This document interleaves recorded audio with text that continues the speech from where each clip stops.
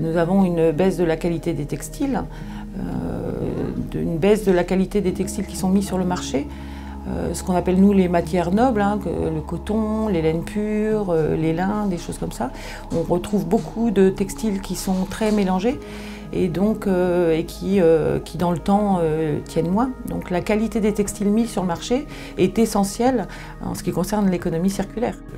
Il faut se rendre compte d'une chose, c'est que le législateur il a tendance à demander, et même la société civile a tendance à demander aux fabricants de fabriquer des matériels de plus en plus facilement réparables, où on peut accéder en fait à toutes les pièces facilement, et que ce ne soit pas des choses cachées, thermocollées, etc. Et pour l'instant, on n'est pas tellement suivi et pas tellement écouté par les industriels, parce que les industriels font des matériels de plus en plus compacts, miniaturisés, soudés, thermocollés, avec des mélanges, et ça devient extrêmement compliqué à réparer.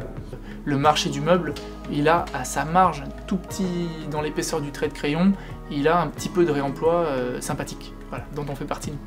Mais demain, c'est 20% de ce marché qui va devoir évoluer vers l'économie circulaire.